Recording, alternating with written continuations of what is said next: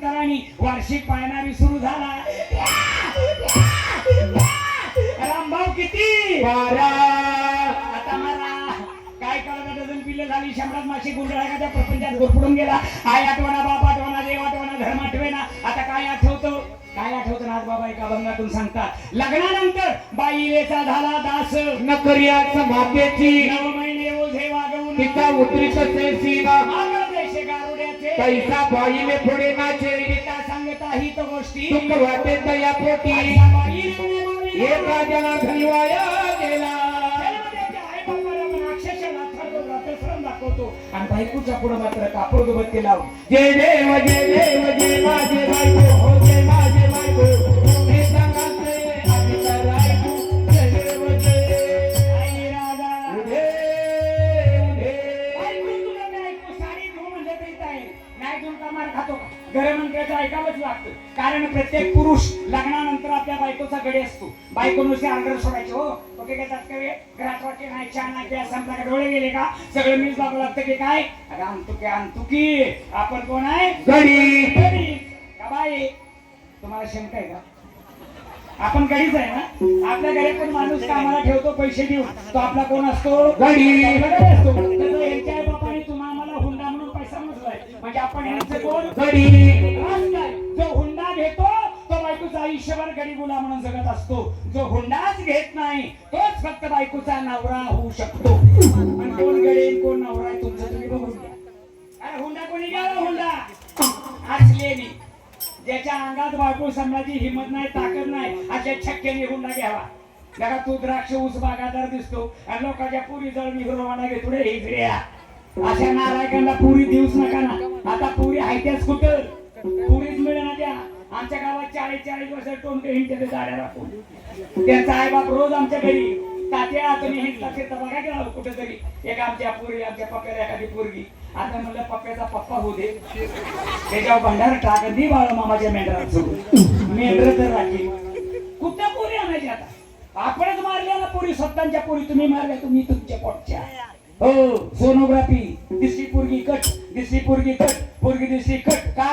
तुला आई पाहिजे बहीण पाहिजे मावशी पाहिजे काकी पाहिजे बायको पाहिजे मुलगीच का नको. का त्या मुलीचा तिरस्कार केला मागच्या 6 वर्षामध्ये इतक्या मुली मारल्या त्यात आता फेड करायची वेळ आली. आता मुलांना मुली मिळायला तयार नाही. समाजामध्ये 70% पोरं शिल्लक आहेत.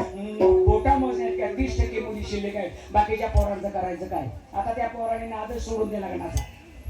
आता लग्नाचं डोक्यातून काढून टाका. कुठेतरी आपला बघा रोजगार हमी काय काम मिळते विचार करू नका. आता मुली नाही त्याच्या काताही आता तरी मुलींना मारू नका. मुलीला जन्माला घाला तिला लहानाचं मोठं करा तिला शिकवा पदवीधर बनवा. अति खरी स्त्री शक्ती 2 घराचा उद्धार करणारी या महाशक्ती आहे. त्या मुलींना मारू नका रे. ही स्त्री गुरुनाथ्या थांबवा. दिवसेंदिवसा प्रपंच व्याप्त वाढतोय वय वाढतंय आयुष्य कमी होतंय आणि वय झाले 40 वर्ष झाली. डोळ्याच्या चालताना काही ना दिसे जवळी 40 वर्ष झाली डोळ्याला चष्मा लागला. बाबा काय दिसत का नाही आता. कोण आहे नाही मला काय दिसत का. आता पोरांनो कशाचं दिसायचं राहिले. आता धुंदाक दिसत राखेल व राखेल म्हणजे पडद निघते. चांगला तरणा बांध होता जवान होता तगडा होता डोळे पावरफुल होते. डोळे कधी चांगलंच पाहिलं नाही. या डोळे कधी गीताई ज्ञानेश्वरी उघडून वाचली नाही. 43 वर्ष पारायण चालले मूर्खा मांडवा देऊन ज्ञानेश्वरी उघडली नाही. या डोळे पिक्चर तमाशा व्हिडिओ सोडला नाही. टीव्हीचा चॅनल मोकळा ठेवला नाही. माझ्या सख्या आई बहिणीकडे कधी डोळे नीट बघितलं नाही. आणि आता कारखान्याची मळी सोडत्यात मळी म्हणजे मोठी बिंदू जवळ ठळक दिसत. काय म्हातारी लई चॅप्टर हो. किती जरी डोळं खोल गेलं ना अजून काय म्हातारी माणसं टीव्ही पासून हरत नाही. पोरांनाच म्हणणार ए पोरांनो तुम्ही कुठं कीर्तनाला चालला असला तर मला तेवढा टीव्ही चालू करून देता का. आता याला टीव्ही चालू करून काय गेम खेळायची का. हे नमुन्या. आणि तेवढ्या जर जाहिरात लागली जाहिरात मध्येच हसणार इकुंची ही तुझी मागशी.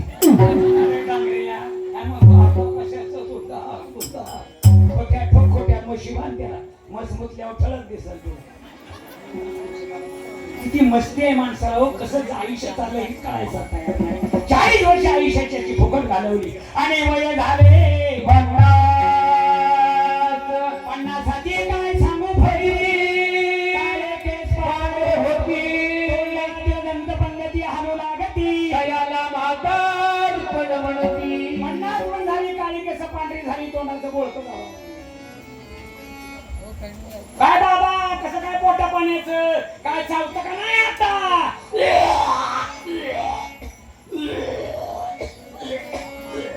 काय म्हणला चालतं का आता पोरांनो चेष्टा करता का आमचं कशाचं चावायचं राहिले आता उग पोटाच्या आगीला तसाच घोल पाडून तसाच गिळतो तसाच गिळत तसाच मर लाज वाटते का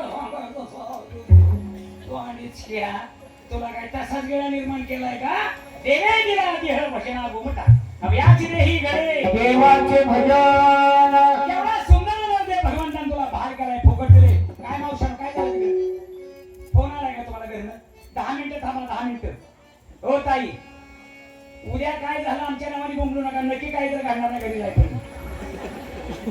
घड इकडे नाही घड कुणी तर जोडीला न्या तिथला माणूस तर सांगायला असं झालं माणसातनं उठणं चांगलं का सगळ्यांनी तुमच्याकडे बघितलं लोकांच्या नजरा तर चांगले आहे दृष्ट लागली फुटला तुम्ही तर मधून उठू नका आम्ही 400 किलोमीटरवरून आलोय तुम्ही इथे इथे चालला ना की भगवान सांगतो आम्ही काय आमची खायला मिळत नाही आमच्या घरात तिकडे गावाकडे म्हणून इथे पोटासाठी आलोय आम्ही असं थोडं उठू नका ना उठलं की आमचा वेग आम्ही तिथंच बंद करू आता कोणी उठू नका जाणार नाही जाऊ त्यांची कशात जाणार आहे तिथे काय त्यांचा नादा लावून माणसाला कळत नाही कथेत ना उठणं चांगलं नाही पोरे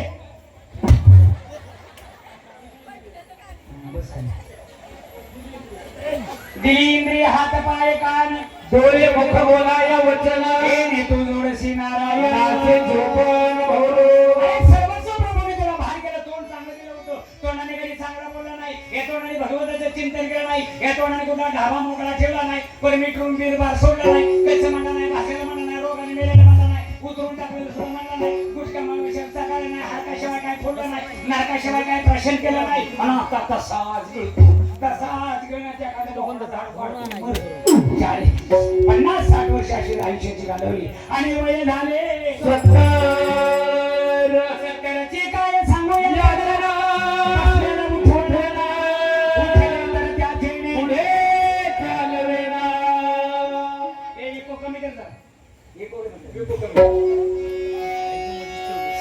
आयुष्यात झाली बसला उठला बसला उठता येत नाही तरी तोंडातून देवाचं नाव येत नाही तरी बसल्या बसल्या पोराला म्हणतोय ए पोरानू अरे तुम्ही कुठं चाललाय कुठं जाऊ नका आमचं पिकलं पान एका दिवशी पटकन करून जायचं तर बाबा मग सरपंचा जरा घेऊन करा नाही तर त्या बुवा लोकांच्या नादाला लागून कुठं आळंदी पंढरी करून तुळशीची लाकडं गाड्यात घालून मारू नका खाऊन देऊन टणटणीत राहा अरे मी तुमच्या करता कसं करून आपल्या शेजारचं राम्याचं 2 एकरी काय निघालंय म्हणा तेव्हा मी म्हणतोय माझ्या डोळ्यात एकच तेवढं खरेदी खत झालं तर माझ्या डोळ्याचं पारणं फिटलं 2 एकरा तुझी 2 थडगी बांधायची येते का अरे मसनात गवऱ्या गेले ना पण लाचा बले मन लागले ते गोळी सोडी आईचे झाले माणसाला प्रपंच सुटत नाही परमात्मा मात्र आठवत नाही तुझी दाढी जळू दी पण माझी बिडी पिटू दी अशी लोक तयार झाली 4-5 म्हातारे माणसं थंडीत बिड्यावर कट्ट्यावर बसली एका म्हाताऱ्या बिडी तोंडामध्ये पकडली काडी ओढली थंडीमुळे हातात कापत बिडीवरून दाढीलाच काढी ते दाढी लागली कुरकुर ते लागलं तर पडायला शरीराचे म्हातारे बघते म्हातारा आम्ही झू नको माझी बिडी तरी पेटवून देऊ ह्याचा जीव चाललाय तशा जगासारखे भाव जरी असले मात्र तुझं घर जळू दे पण माझं वांग वाजू दे सांगायच्या लोकांना कधी प्रमाद करणार कधी माझ्या भगवंताविषयी अंतकरणामध्ये भक्तीचा ओलावा तयार होणार नको ते घालवले करता 60-70 वर्ष आयुष्याची घालवली आणि वय झाले 80 झाली दशा दिवसे पुढे दिला पूज्य वय झाले 90 वर्ष झाली बालकणीचं तिकीट मिळायची वेळ आली तरी मग खातून भगवत चिंतन नाही वय झाले 90 आता म्हणतो राहीना मला कशाची सुद्धा माझा मनसी परिवेड्या कोण आहे तुझा पाटील माझा सरपंच माझा डेप्युटी सरपंच माझा बायको माझी मुलं माझी वनवनेट माझी टाटा सुमो माझी आणि हिरो होंडा सुद्धा पकडूजीच परिवेड्या माझा मनसी परिवेड्या कोण आहे तुझा माझा हंस उडून गेला पिंजरा रिकामा ही जनता जनार्दन म्हणती तयाला मेला रे मेला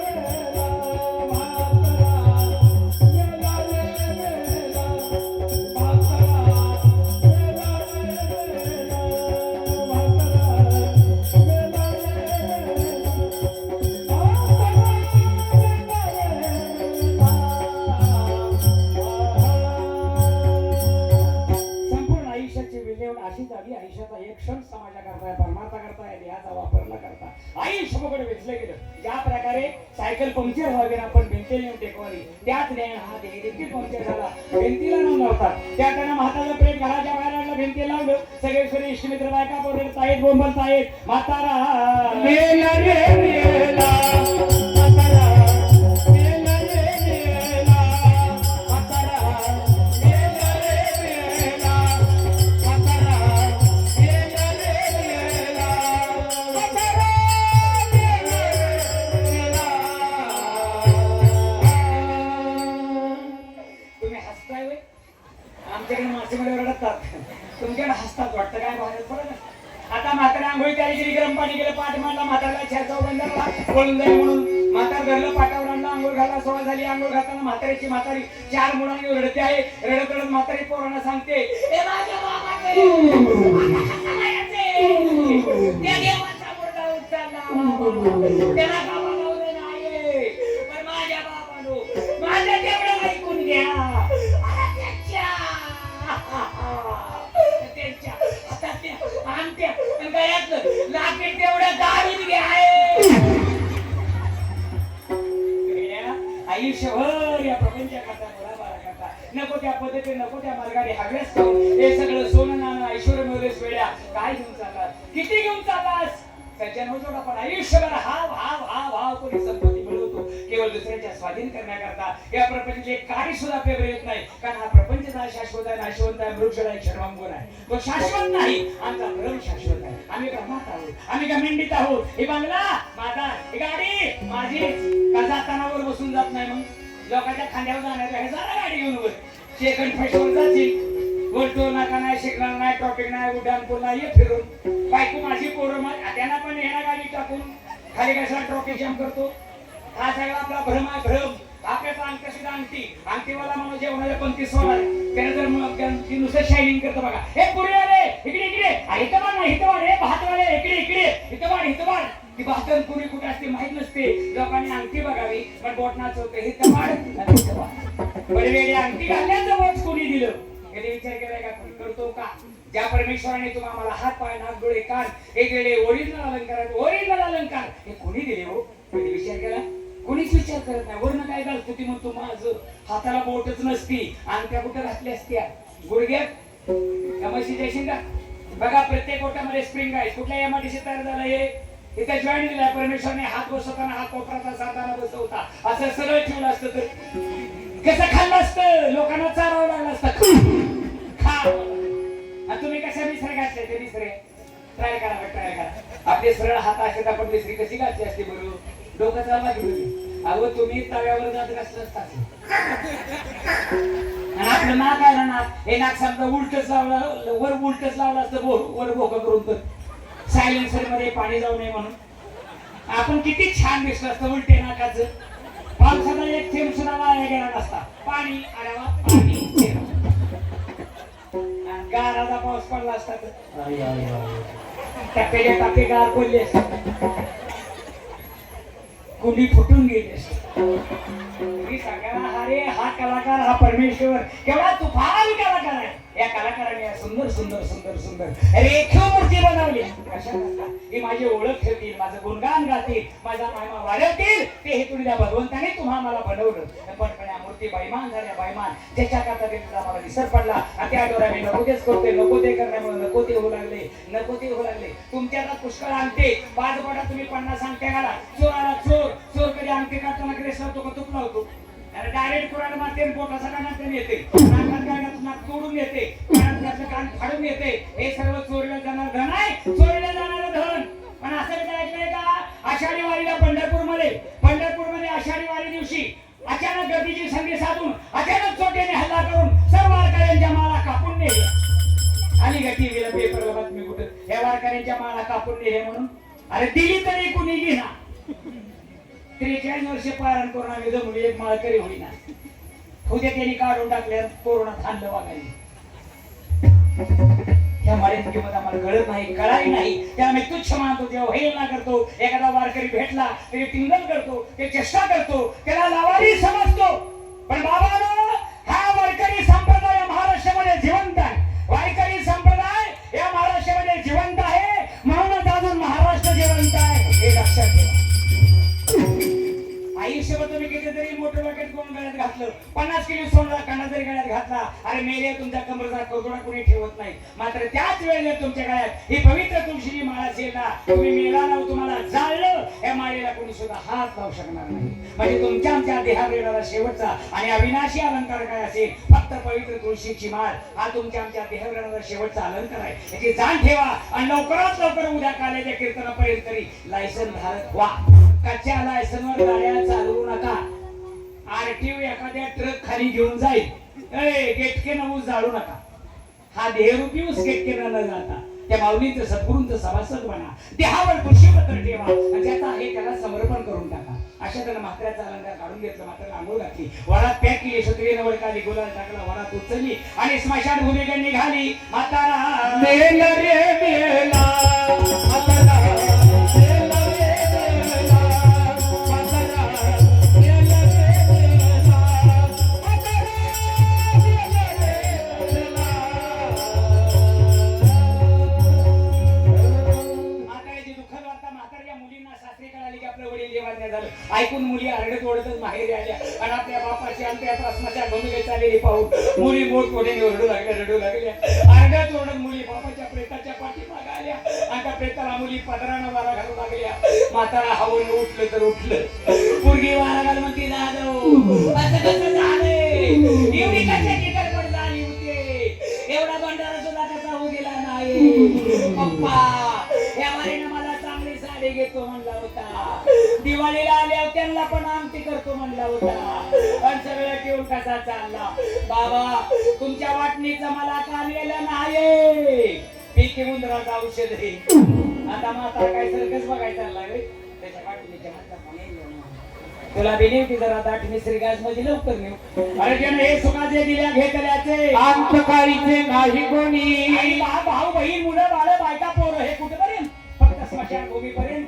आज आपला बायका मुलांचा प्रपंच आहे. अक्षरशः भगवंताने जीवनाच्या मार्गावर मांडलेलं मायावी नाटक आहे. या नाटकामध्ये गुरुकुळला अंत होतं. त्या तऱ्हेनं मातेचं प्रेस स्मशान भूमीत नेलं, लाकडं रचले, वाकेलतून काडी लावली, चाल झाल्याबरोबर काठीचा बांबू वाजला, रामभाऊ फुटलं व फुटलं, काळाचा बांबू संपलं वेळेला जाळून मात्याला मिळून मोकळी झाली. आता कोण तुझा विचार करतो, परत कुणी कुणाचा विचार करायला मोकळा नाही. विचार करण्यासारखा आपण काय महात्मा गांधी नाही, आपण काय छत्रपती शाहू महाराज नाही, छत्रपती शिवाजी महाराज नाही, किंवा आपण काय डॉक्टर बाबासाहेब आंबेडकर नाही, आपण काय ज्योतिबा फुले नाही, आपण काय ज्ञानोबा तुकोबा नाही. आपली पुण्यची 3 जयंती मागे साजरी व्हायला आपल्या पोराने आपला दावा केला तरी पुष्कळ. एवढी आपली लायकी ह्याच्या करता पुरी आपण करा सोडवण. संसार बंधन तोडावे, संसार सोडू नका. संसार तर तुम्हाला केला पाहिजे, करावा, पण या संसारामध्ये आपली भूमिका अशी असू द्या, संसारी असावे, आसोनी नसावे, भजन करावे वेळोवेळा. या प्रपंचातून भगवंताला आपलंसं करून घ्या. आपला तो एक देव करुणी घ्यावा, सुख नो हे. किती मोठे शकीरदार झालो, टाटा बिर्लाचे जावई झालो, अंबानीचे युवाई झालो, तरी सुद्धा भगवंताशिवाय पर्याय नाही. तुका म्हणे तुला सोडविना कोणी, एका चक्र पाणी वाचूनिया. ज्याने हे तुम्हाला सर्वस्व दिलं तोच परमात्मा, हेतून नक्की तुम्हाला सोडल्याशिवाय राहणार नाही.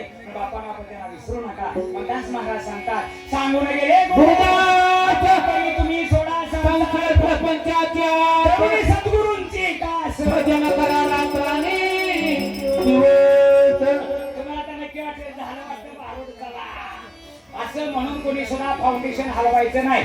मी शिट्टी मारल्याशिवाय अजिबात कोणी लूज फाउंडेशन करायचं नाही. फार कोणाला गडबड झाली असेल आपापल्या जबाबदारी जाऊ शकता. रस्त्याने काही कमीच्या झाल्याची मुली जबाबदार राहणार नाही. No appeal. मी वेळ घेत नाही, 5 मिनिटांमध्ये कार्यक्रम आटोपतोय. ज्या करता आपण आतापर्यंत थांबलो त्याचं चिंतन होणं महत्वाचं. तो का म्हणे ते भजन प्रमाण काय थोरपण जाळावे.